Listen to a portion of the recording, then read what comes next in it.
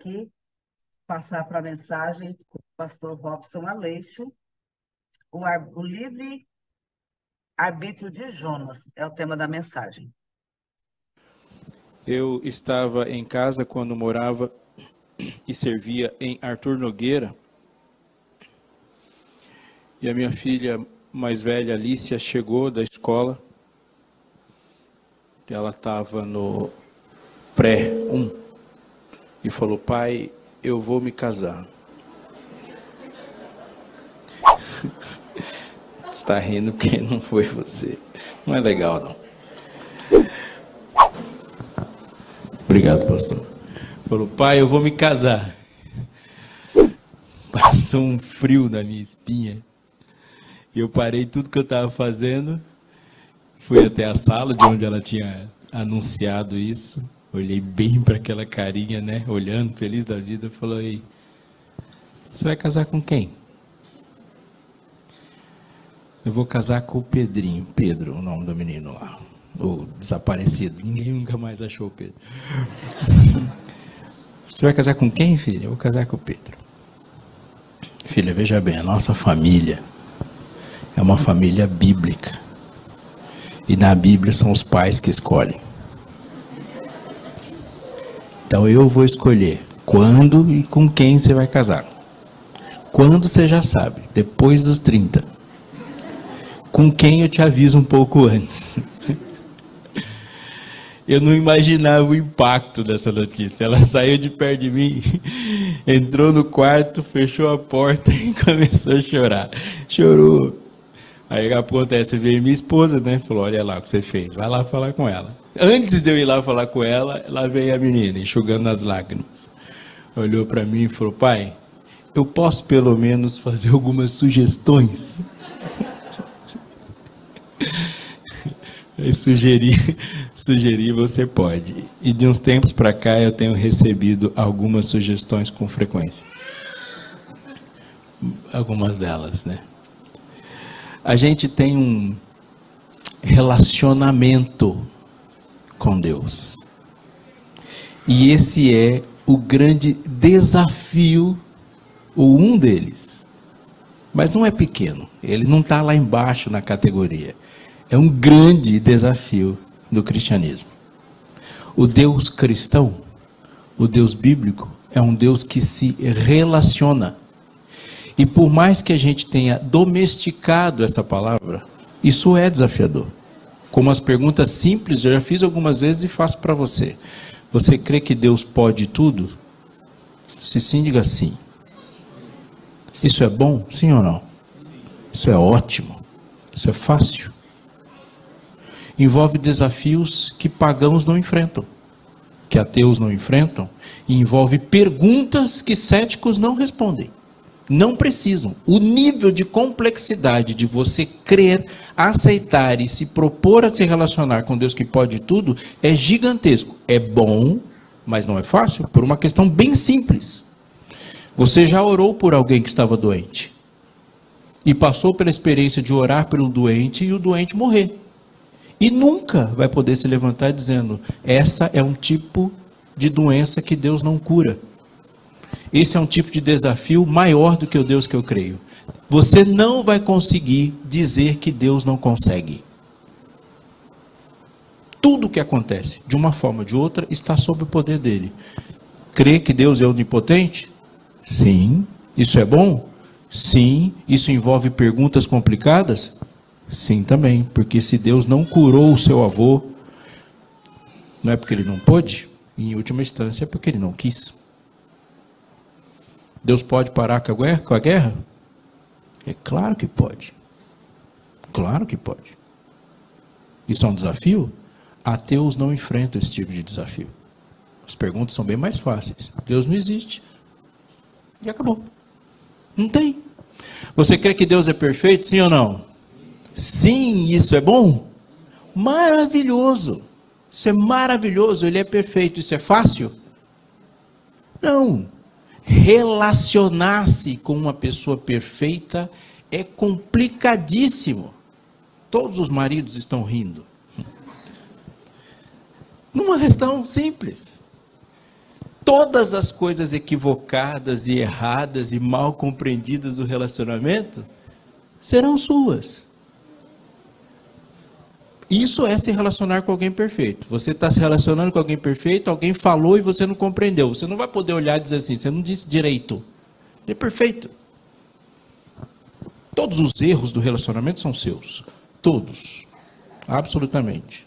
Inclusive, a capacidade de perceber erros é imperfeita. Então tem coisas que a gente acha que é certo e não é. E quantas vezes nesse relacionamento o ser criado olha para o Criador e fala, estou bem. E o Criador fala, tá não? Você não está bem não. Rico sou e de nada tenho falta. Rico? Miserável você é. Aconselho que de mim compre ouro. Senhor, eu estou bem, eu estou vendo tudo. Você é cego, pobre, nu e nem sabe. Senhor, eu estou bem, estou pronto para ir contigo, tanto para a prisão como para a morte. Tá não. Tá não. E o galo vai te lembrar o quanto você é fraco. Carne é fraca. Senhor, eu estou mal. Tá mal não. Minha graça te basta. Você está bem. Vai por mim que você está bem.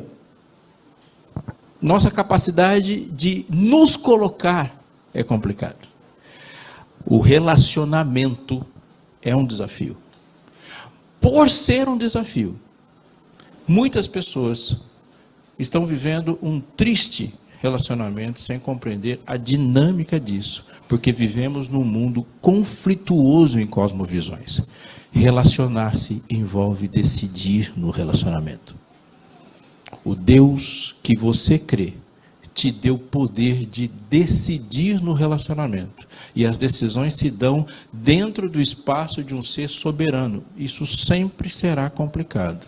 E é por isso que ele nos deu sua palavra. E na palavra a gente tem parâmetros. Eu tenho alguns objetivos com você nessa manhã, nesse tempo que a gente tem. Hoje, eu creio ser a frase mais importante a ser dita por um crente, que é a que é dita num púlpito e que você tem que sair por aí dizendo diante dos complexos desafios para o seu coração e do mundo tão esquisito. Abra a sua Bíblia. Abra a sua Bíblia. Dá uma olhada na sua Bíblia aí, você vai ver algumas marcas de dedo, se ela é uma Bíblia velha.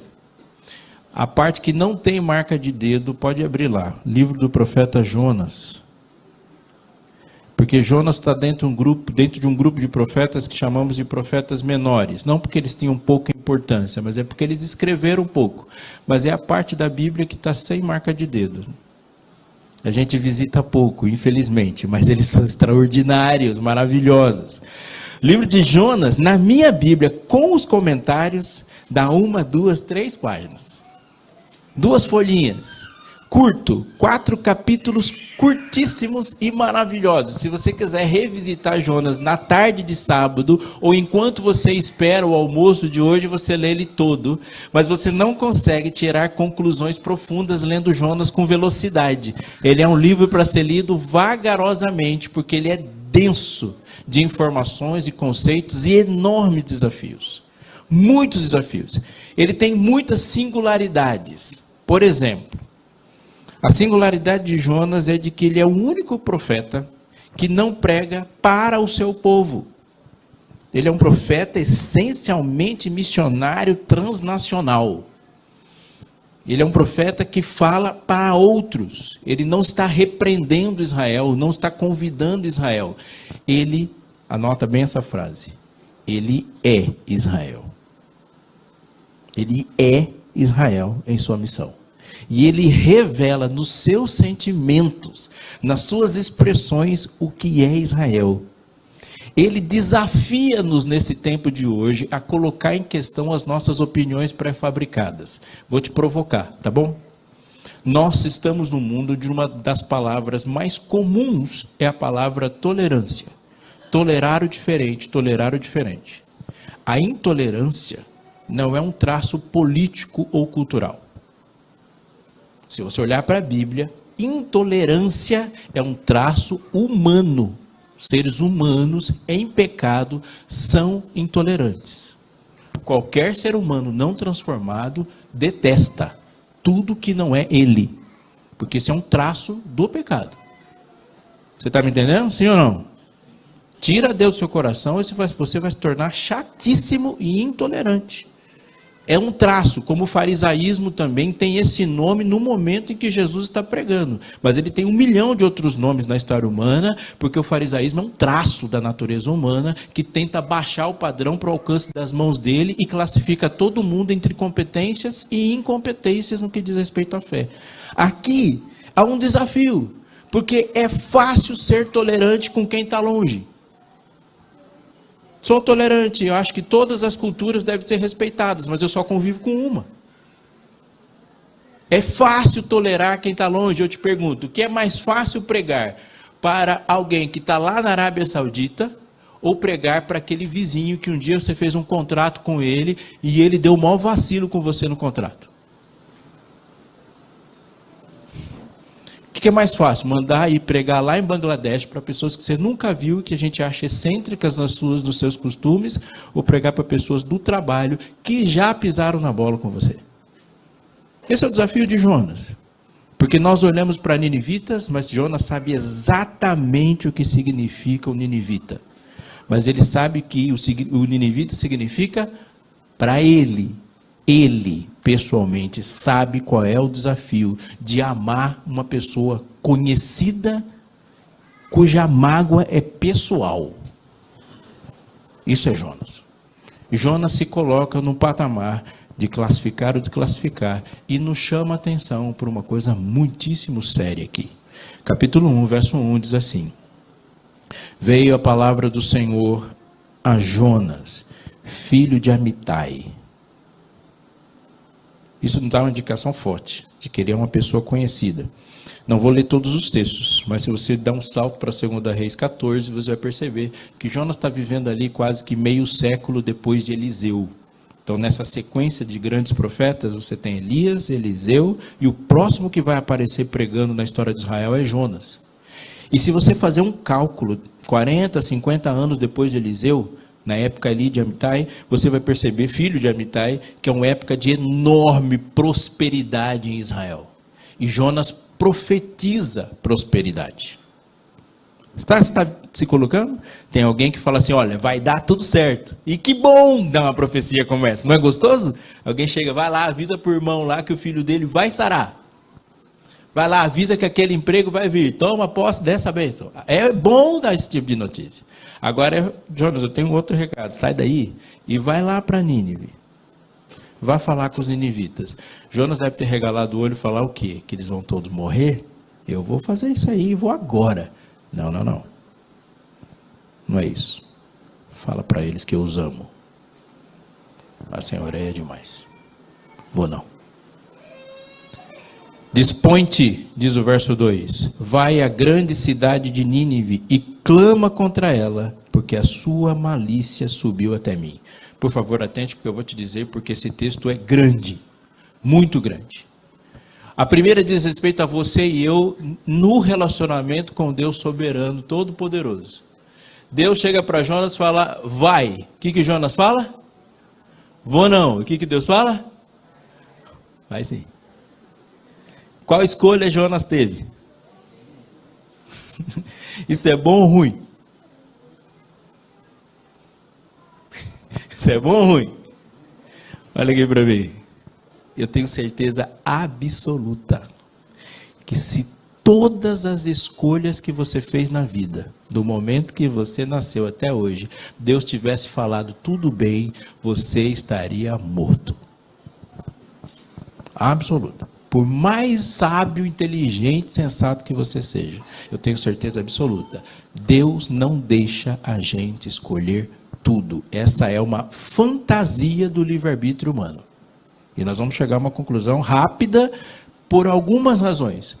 Já tentaram fazer mal a você? Conseguiram sempre? Por quê? Porque existe um Deus que fala, isso aqui você não vai fazer para o meu filho, e interfere nas escolhas dos seres humanos. Da mesma forma que Deus interfere quando alguém intenta o mal contra nós, Ele também interfere quando nós intentamos o mal contra nós mesmos. Eu olho para a minha vida, se eu tivesse feito tudo que eu já pensei, eu não estava aqui. Tem hora que Deus falou assim, isso aqui você não vai fazer. E um pai sabe o que é não deixar um filho fazer tudo. E sabe que isso é amável. Jonas, vai até Nínive e clama contra ela, porque sua malícia subiu até mim. Jonas se dispôs para fugir da presença do Senhor. Não vou. Deus fala, mas você vai sim. Você vai. E aqui há uma realidade nesse texto longo. Deus é o juiz de toda a terra. E Deus se apresenta logo no segundo versículo, dizendo que Deus tem uma ética universal. Você está atento porque eu estou te dizendo? Existe uma ética para o povo de Deus. E Deus quer do povo de Deus e o julga conforme a luz que ele tem. Mas isso não significa que Deus não tem uma ética para todos os povos da terra. Existe uma lei de Deus para todos os povos da terra. Existe uma malícia lá de Nínive que toca o coração de Deus. Ele fala, desse ponto você não passa. É comum, popularmente, nós falarmos, hoje, eu vi isso aí outro dia, hoje nós estamos pior do que no tempo de Noé. Já viu isso aí? Hoje está feia a coisa. Está pior do que quando estava no dilúvio. Eu, como crente, digo, porque isso não é uma opinião. Isso é um atentado ao caráter de Deus quando alguém diz uma frase dessa. Dizer que hoje estamos pior do que Sodoma, pior do que no tempo de Noé, é dizer que Deus hoje é um Deus diferente do Deus de Sodoma e Deus de Noé, que com o passar do tempo ele muda a régua. Isso não acontece. Deus tem uma tampa. E a tampa nunca se move. É o mesmo nível para Nínive, o mesmo nível para Gomorra, o mesmo nível para antediluvianos. Ele fala, vou deixar você escolher e fazer, mas você não escolhe tudo e não faz tudo. Deste ponto você não passa. Deus fala, vá lá e fala que Nínive está chegando na tampa. Esse ponto eles não vai passar. Isso você não tem o direito de fazer. É real para lá e é real para cá. Hoje estamos piores do que no tempo de Noé? Não, não estamos piores. Não estamos. Por quê? Porque Deus não se tornou diferente do dilúvio para cá. Ele coloca o mesmo limite e uma ética universal que não muda para a humanidade toda, em toda a história. Isso é Deus. E é por causa dessa firmeza e solidez de Deus que nós temos confiança e conseguimos descansar. Isso é Deus. A ética de Deus está para todos os povos e há aqui algo muito importante sobre a manifestação da ira de Deus. Por favor, atente para isso. Nós vamos a Paulo como comentarista de Romanos. Eu convido você a ir para comentarista de Jonas, indo para o livro de Romanos. Capítulo 1 do livro de Romanos, os versos 18, 19 e 20 são textos concentrados e muito importantes para a compreensão do Evangelho. E o que Jonas tinha que lidar e eu e você temos também. No capítulo 1, verso 18, diz assim, a ira de Deus se revela do céu contra toda impiedade e perversão dos homens que detêm a verdade pela injustiça. Olha para mim. Esse texto fala de uma ação divina passada, presente ou futura. Presente. Há uma ira descrita no livro, na Bíblia, divina, a ser revelada à humanidade? Existe uma ira futura? Sim, existe uma ira futura. A ira do Cordeiro não se revelou. Não se revelou. A ira divina contra o pecado, pura, num cálice sem mistura, ainda não foi revelada. Os homens não sabem o que é a ira pura de Deus. Tudo que o homem sabe é de uma ira em um cálice com um monte de misericórdia junto. Me fiz compreender? Sim ou não? Tudo que o homem sabe do cálice do furor da ira de Deus, o sabe misturado com misericórdia. Em outras palavras, os homens sabem o que é o beliscão para não saber o que é o soco. É isso que o homem sabe. Entende? É um castigo afligido para que ele não sofra a ira completa. Mas ele diz que há uma ira. E a ira aqui dizendo assim, porquanto que de Deus se pode conhecer, é manifesto entre eles, porque Deus o manifestou. Ou seja, eles estão decidindo conscientemente sobre aquilo que eles sabem. E o que eles sabem?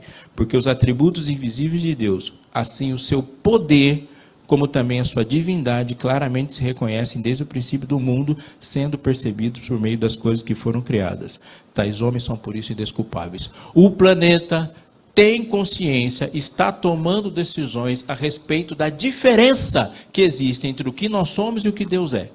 Mesmo que nós não saibamos tudo, mesmo que o mundo em geral não saiba tudo, sobre uma coisa todos os seres humanos estão decidindo: nós somos diferentes daquele que Ele nos criou. E Ele, no processo de diálogo, tem uma escolha soberana. Sintetizando, Deus se relaciona comigo, mas Ele não se relaciona comigo no meu nível. E isso é muito importante que o mundo saiba.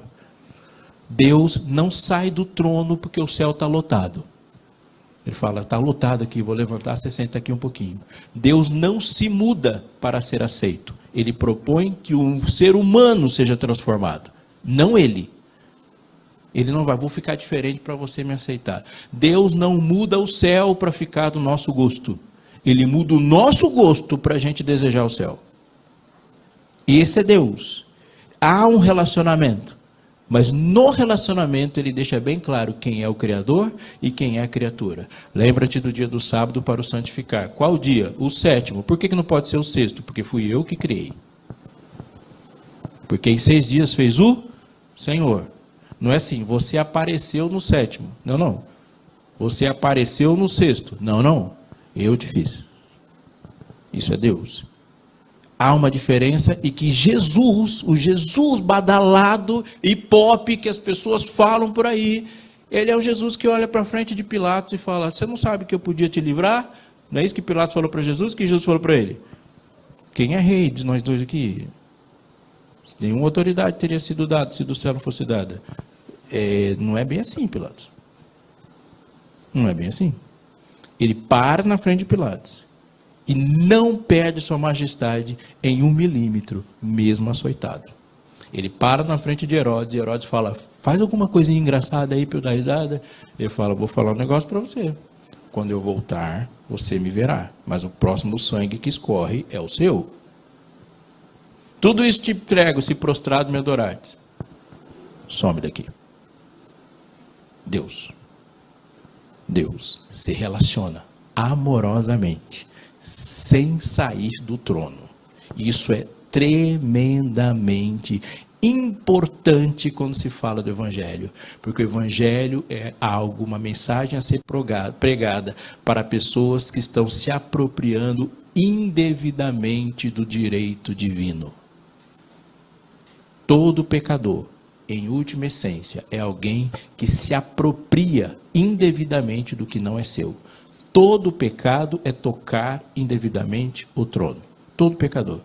A inteligência para pregar o Evangelho, a inteligência para assaltar um banco, nos é dada por Deus. A inteligência para criar uma estratégia e contar uma história para as crianças. E a inteligência para criar uma estratégia e dar um golpe no Tinder, é a que nos é dada por Deus. Portanto, tudo que fazemos de mal, o fazemos nos apropriando indevidamente de um Deus que nos deu a sua imagem. A ira de Deus se revela do céu contra todo esse tipo de impiedade, dos homens que detêm a verdade pela injustiça, e que o texto diz sobre o que vamos pregar hoje, e são 2 palavras que se destacam no verso 24 e no verso 26. Note, verso 24 começa com 2 palavrinhas aí. Como é que está escrito na sua Bíblia? Por isso. No verso 26 começa com qual palavra? Por causa disso. Note, a desgraça imoral que os homens viveram na descrição de Romanos, ela é consequência do seu modo de viver idólatra. Por causa disso, Deus os entregou às suas próprias paixões. A imoralidade e a desgraça com que os homens se relacionaram uns com os outros e com o seu próprio corpo é consequência e não é causa. Igreja de Deus, olha para mim. Se você foi chamado a pregar uma verdade presente, a verdade presente versa sobre a adoração. E se a verdade presente versa sobre a adoração, é porque Deus se comunicou conosco, dizendo que a adoração é o centro de onde emana todas as outras mensagens. Ou Deus está no primeiro lugar, ou nós teremos consequências de desgraças em série. Isso que Paulo fala. Portanto, quando Deus é pelo homem retirado do seu altar, não adianta a gente atacar a consequência. Isso é uma mensagem cosmética. O remanescente ataca o centro. Temei a Deus e dai-lhe glória. Esse é o centro. Essa é a essência do Evangelho. E Paulo vai dizer isso fortemente. A essência do Evangelho é a glória de Deus na face de Cristo. Porque se Cristo for crucificado, mas Deus não for glorificado, o homem continua perdido. Porque ele vai olhar para um crucificado e falar, que legal que ele fez isso, né? Uma pessoa que gostava bastante da gente, ele é pop. Que é o efeito do Evangelho sem a glória de Cristo mundo afora. A essência do Evangelho é a glória de Deus na face de Cristo. Ali, Deus vindicando o seu caráter como ele é. E o mundo precisa saber disso. Precisa saber que a salvação é salvação de alguma coisa. E a salvação de alguma coisa é a salvação da ira de Deus. Porque pregar um evangelho que nos salva das nossas escolhas apenas, não é evangelho. Porque você está escolhendo. E Deus também. E neste ponto, voltando para o livro de Jonas, há um desafio para nós. Porque Jonas vai lidar com cosmosvisões, e agora eu vou passar porque a história é conhecida, embora a história não seja do peixe. Jonas vai para Nínive. Vou não. Vai sim. Pegou o navio e foi para Tarsis. Tarsis é o sul da Espanha, ou seja, ele foi literalmente para o fim do mundo. Se eu considerar que ele não sabia o que é Estados Unidos, México ou Brasil, ele foi para o último ponto conhecido. Foi lá para o sul da Espanha. Tentou ir. Tem uma tempestade naquele navio. E há uma coisa interessante. Leia, você voltou para Jonas já? Capítulo 1, verso 5. Então os marinheiros, cheios de medo, clamaram como? Cada um ao seu Deus. Jonas se apresenta, fala que serve o Deus verdadeiro. Eu sou hebreu, diz ele no verso 9. Eu temo o Senhor, o Deus do céu, que fez o mar e a terra. A consequência depois de o mar ter acabado, verso 14, é esse aqui. Então, o que os marinheiros fizeram? Clamaram ao Senhor. Como que eles começaram com medo? Cada um ao seu Deus. Depois que Jonas apresenta o Deus verdadeiro, que fez os céus e a terra, o clamor todo foi para a mesma direção. E clamaram, e disseram, Senhor, que não pereçamos por causa da vida desse homem. No verso 16, temeram, pois, esses homens ao extremo ao Senhor, ofereceram sacrifícios ao Senhor e fizeram votos. Que experiência tremenda! E note que até esse ponto, o mar obedece, os marinheiros obedecem, o vento obedece. Só Jonas que não, mas todo mundo obedece. E há um confronto de uma cosmovisão. Provavelmente esses marinheiros eram fenícios, mas muito provavelmente mesmo. E aqui vai se apresentar uma perspectiva de relacionamento que é transformada. Porque o mundo caminha desde essa época, e os fenícios mostram isso, um relacionamento com Deus, onde as pessoas fazem coisas daqui para que ele haja lá. Foi assim, não é assim? O Deus que Elias enfrenta com os profetas de Baal. Os adoradores de Baal fazem coisas aqui para que Baal haja de lá. É um ser humano com controle remoto apontando para o céu, e eu tenho um projeto de fazer uma casa, e o projeto é meu, Deus assina. Eu tenho um projeto aqui, Deus assina lá, e muitos vivem uma cosmovisão de um Deus manipulável, onde o ser humano decide tudo e Deus executa suas decisões. Esse tipo de cosmovisão sobre Deus está presente principalmente no cristianismo. De pessoas que entendem o Deus da Bíblia de uma forma como o Deus da Bíblia não se apresenta, onde ele não decide. Os seres humanos decidem, ofertam, decidem, fazem ritos, decidem, são litúrgicos, decidem, fazem planos e Deus carimba. Olha para mim. Jesus não morreu para realizar seus sonhos. Jesus morreu para realizar o sonho dele. Jesus não morreu por causa dos seus projetos. Jesus morreu por causa dos seus pecados. Há uma diferença enorme. Quando um ser se rende, ele não impõe termos aos acordos de paz. O acordo de paz é feito pelo vencedor. Quando a gente se rende, a gente entrega. Mas a principal das suas entregas são seus planos, os projetos e sonhos. Quando nos rendemos, entregamos os planos. Porque nós nos encontramos na situação caótica em que nos encontramos exatamente por causa dos planos que fizemos. Nós nos encontramos na situação complicada que nos encontramos, coletiva e individualmente, por causa das decisões que tomamos. Quando Deus fala entrega, você entrega suas perspectivas de realização e felicidade. Moisés entrega, ele entrega o sonho de ser rei do Egito. Mas se Moisés não tivesse entregado suas perspectivas, nós estaremos citando outras pessoas aqui na Bíblia, não ele. Paulo entregar o quê? Tudo. E se Paulo não tivesse entregado tudo, estaremos lendo textos de outras pessoas. Isso é entrega. Um jovem rico chegou para Jesus e falou, me entreguei. O que é que você entregou? Eu entreguei a minha moral. Eu não quero sua moral. É possível ser moral sem ser justo. A justiça te faz moral, como diz Morris Wender, mas a moralidade não te faz justo. Entrega tudo. O quê? A grana.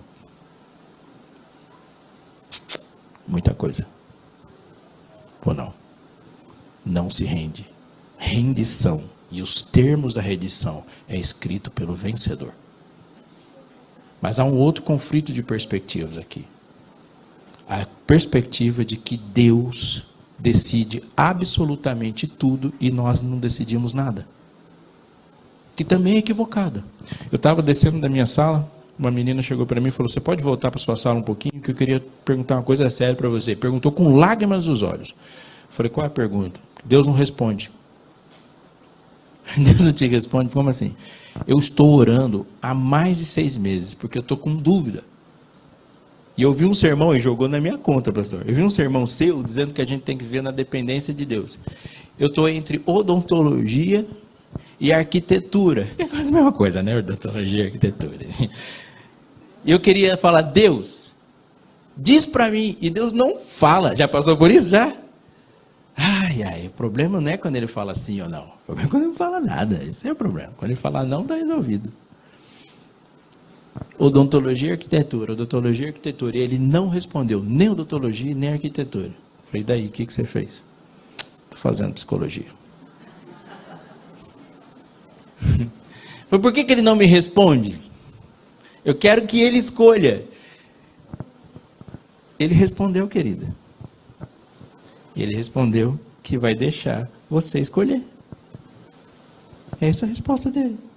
É por quê? É pecado? Não.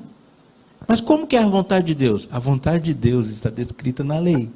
Essa é a vontade de Deus. Se não é pecado, a vontade de Deus já está expressa. Como assim? Amigo, presta atenção, porque aqui a gente chega no final do livro de Jonas. A lei é uma dádiva da graça. Anota isso aí. A lei é um presente da graça, por uma razão simples. Se você vai se relacionar com um ser tão maior, tão melhor do que você e eu, o mínimo de bênção desse relacionamento é conhecer o seu gosto. Porque é impossível agradar uma pessoa que você não sabe do que ela gosta. Ninguém nunca na história da humanidade se surpreendeu com o gosto de Deus. Você sabe exatamente como agradá-lo. Exatamente. Ele falou, vou deixar bem simples para você. Bem simples. Do que eu não gosto. Eu não gosto que você me traia. Não terás outros deuses diante de mim. A nossa relação é direta. Eu gosto assim. Não coloque utensílios, canais entre nós. Você e eu, diretamente. Não farás. Ah, tem mais uma coisa. Quando você preencher seu cheque, você mesmo assina. Tá bom? Se o cheque foi você que preencheu, você assina. Não tome meu nome em vão. Fale sim, sim. Não, não. Vai falar que fui eu que falei. Você que falou, você falou. Eu não gosto que você use o meu poder, a minha divindade, para carimbar seus projetos. Ah, tem mais uma coisa. Eu amo você e eu te fiz para me amar. Mas eu te fiz para me amar. Então, nosso relacionamento precisa de uma intimidade nesses termos. Lembra-te do dia do sábado para o santificar. Tá bom? Ah, tem mais uma coisa. Não dá para você dizer que você me ama e dizer que você detesta os meus filhos. Não rola. Não é assim para você, é assim para mim também. Gosto muito de você, mas seus filhos eu não suporto. Não tem como ter um relacionamento assim. Então, eu vou falar para você o que eu quero que você faça para meu filho. Não mate, não roube, não traia eles, não adultere, não cobice. Pronto. Você já sabe como agradar o Senhor. É fácil agradá-lo. Ele já disse exatamente. A diferença de um Deus soberano e de um Deus tirano é que o tirano muda de gosto a cada minuto e você sempre corre o risco de deixá-lo irado. O Deus soberano, ele decide e fala, você decide também, mas você sabe quando a sua decisão vai me atingir. Você sempre sabe. Às vezes Deus fala com você. Às vezes Deus fala através de você. E muitas vezes o silêncio dele foi ouvido por outros quando ele usou a sua boca para falar. Jonas, vai dizer para aquelas pessoas que eles decidiram onde não deveriam decidir e agiram onde não deveriam agir. O ninivita acha que Deus age só para ele. Ele é Deus. É uma visão completamente diferente. Vá falar para ele, porque o Deus que você conhece é melhor. E aqui terminamos com uma questão extremamente importante. Se você está dormindo, acorde. Capítulo 4, termina o texto com um desafio para você e para mim.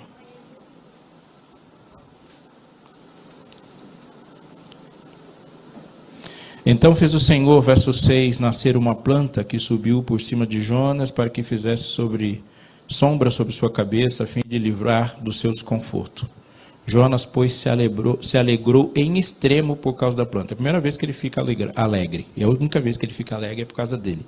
Mas Deus, no dia seguinte, ao subir da alva, enviou um verme, o qual feriu a planta, e esta se secou. E nascendo o sol, Deus mandou um vento calmoso oriental, e o sol bateu na cabeça de Jonas, de maneira que desfalecia, pelo que pediu para si a morte, de novo, dizendo, Senhor, é melhor morrer do que viver. Jonas vai para Nínive? Não vou. Vai sim. Senhor, eu vou morrer. Não vai morrer não. Lá no fundo, Deus impediu a morte dele. Vai lá para Nínive, mas eu vou falar que eles vão morrer. Não, você vai falar que eu vou salvar. E aí eles falam, Senhor, agora eu quero que eles morram. Não, eles não vão morrer. Aí nasce uma planta, eu quero que a planta fique aqui. Não, a planta também não vai ficar aqui. Aí vem o verme, ele não escolheu nada. Onde está o livre-arbítrio de Jonas? Eu digo que esse livro não é de Jonas, esse livro sou eu. O que Jonas escolhe? E por favor, atente sobre isso. Poderemos ficar aqui o resto da vida falando sobre isso, mas vou dizer uma coisa e leve isso muito a sério. Onde está a liberdade total de Jonas? Jonas não escolhe para quem e nem o que pregar. Jonas não escolhe para ir, onde ir e nem como ir. Jonas não escolhe a planta, Jonas não escolhe o calor do sol, ele não escolhe o vento, ele não escolhe a ação do verme.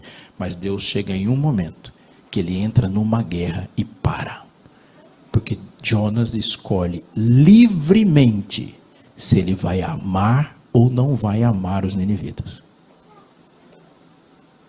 O amor pelos ninivitas, ou pelo Deus que o chamou, é uma escolha exclusiva de Jonas. Ele não escolhe nada, menos uma coisa: se vai amar ou não. Você pode não ter escolhido quase nada da circunstância que você se encontrou, ou pode ter escolhido tudo. Você não escolheu a cor dos seus olhos, nem que tipo de família você ia nascer. Você pode não ter escolhido ser nascido no Brasil. Você não escolheu um monte de coisas e tem razões para construir discursos cheios de esperança ou mágoa sobre as escolhas que fizeram a respeito de você. E você vai levantar, vai olhar para Deus e vai dizer, está tudo certo. Mas um dia você e os ninivitas vão estar no mesmo juízo, como ele falou. Mas uma coisa, você escolhe o tempo todo. Você não escolheu quais pais você teria, mas vai escolher se vai amá-los ou não. Essa escolha é sua. Você não escolhe se você vai nascer num país organizado, se nasce na Ucrânia, na Rússia, no Brasil, no Paraguai. Mas você escolhe se você vai ser um canal do amor de Deus no lugar que você está. Você pode até não ter escolhido ganhar o que você ganha, mas você escolhe se você vai permitir que o amor de Cristo chegue até as pessoas onde você está plantado. Essa escolha é sua. Deus não perguntou para Satanás onde é que ele queria ficar no céu. Satanás falou, quero ficar aí no trono. Deus falou, não vai. Ou você me ama, ou você não me ama. Mas esse amor é seu. Viste meu servo Jó? Vi, ele ama a grana. Eu não vou responder essa pergunta. Você tem que perguntar isso para Jó. Sobre o amor dele por mim, é ele que responde. E Jó responde. A pergunta para você é a pergunta para Jonas. Deus termina falando e Jonas não fala nada. Por quê? Porque ele sai de cena. Porque o 5º capítulo do livro de Jonas é você que escreve. Ele não responde, porque essa resposta é sua. Vai amar? Se vai chover, se vai fazer frio, se vamos sofrer ou não. Essa resposta Deus não deixou você escolher sobre tudo. Mas sobre o amor é você que escolhe. E é a única resposta que falta para a gente ir embora daqui. Você me ama? A minha oração nessa manhã é por isso. É ousada, é real. Para que a nossa resposta seja dada o mais rápido possível. Seja essa a sua resposta? Convido você então a ficar em pé e me acompanhar. E naquilo que você acha que é para a sua vida também, você diz amém. Pai querido, nosso Deus, te louvamos e te adoramos, Senhor, porque o Senhor se apresenta como és e aqui estamos para te aceitar como tu és. Aceitar a tua misericórdia que se estende a nós e às vezes contra a nossa vontade se estende a outros que não gostamos. Te adoramos por isso, porque o Senhor não deixou a gente escolher quem seria salvo ou não. Te adoramos porque o Senhor também não deixou a gente escolher se nós seríamos salvos ou não. O Senhor veio e a mensagem é de que o Senhor já morreu por nós. Te louvamos e te adoramos porque a tua vontade, as tuas escolhas são infalíveis e são perfeitas e por causa da tua perfeição nós podemos ousar. Te louvamos, Senhor, porque é o Deus que nos fez a tua imagem conforme a tua semelhança e, portanto, nos deu o poder de escolher também. E podemos escolher como vamos te agradar, porque o Senhor se revelou.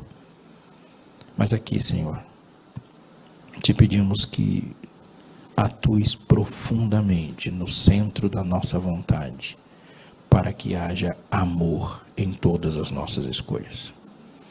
Que a resposta de amor seja determinante para todas as ações e que o mundo te conheça no amor que o Senhor é capaz de produzir no nosso coração e que o mundo nos conheça antes de qualquer outra característica por este amor e que o alvo da nossa vida seja um dia cara a cara te ouvir dizendo te amo e nós alegremente respondermos te amo também, em nome de Amém. Quem gostou, diga amém aí, porque essa mensagem foi muito refinada. Aí, dê um joinha aí. Alguém quer fazer algum comentário sobre a mensagem? A gente abre a sala.